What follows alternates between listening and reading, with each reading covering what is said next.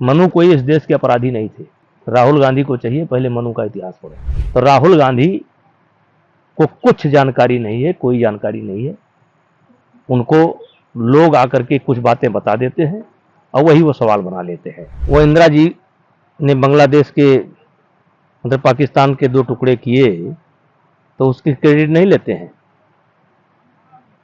तो सरकार जो अच्छा काम करेगी तो केवल बुराई उसके हाथ में आएगी और अच्छा काम जो करेगी उसकी क्रेडिट सरकार को नहीं चाहिए। कह रहे हैं कि जो दलित SC ST हैं उनको कहीं ना कहीं ये पीछे करने के लिए बीजेपी चाह रही है, इस वजह से वो जो मनुवाद इसको बता रही है। मनुवाद हमारे लिए गर्व का विषय है। मनु कोई इस देश के अपराधी नहीं थे।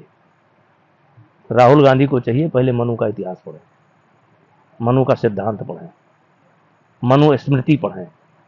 मनुवाद और सनातन हमारे देश के लिए गर्व का विषय है, शर्माने का विषय नहीं है।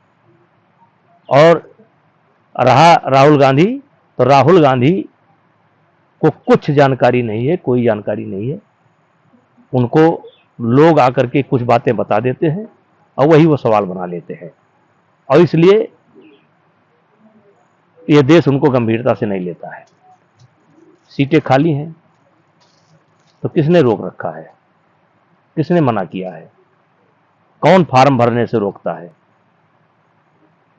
तो उनके विचार से हम लोग सहमत नहीं है और देश भी सहमत नहीं है। अच्छा, ऑपरेशन सिंदूर की कामयाबी के बाद अब मोदी सरकार 9 जून से दरअसल घर घर सिंदूर उपहार के तौर पर भेजने के फिराक में है। मतलब क्या कहेंगे आप कि किस तरीके से कैसा संदेश है ये, जबकि विपक्ष कह रहा है कि बीजेपी उसको क्रेडिट करने की कोशिश कर रही है ऑपरेशन सिंदूर। देखिए, नहीं, क्यों?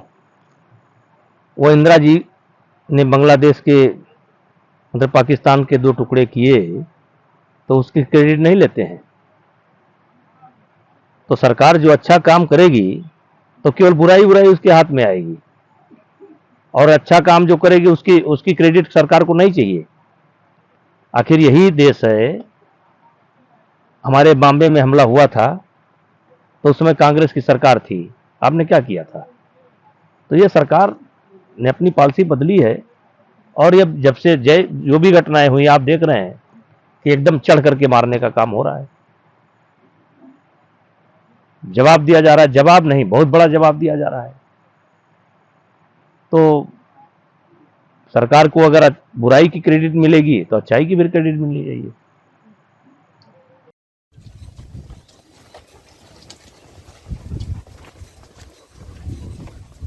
जीतन सिंह, जीतन चाचा, आओ आओ,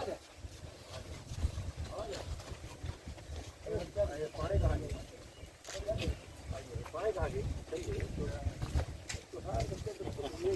चलो का आ गया, चलो का आ गया।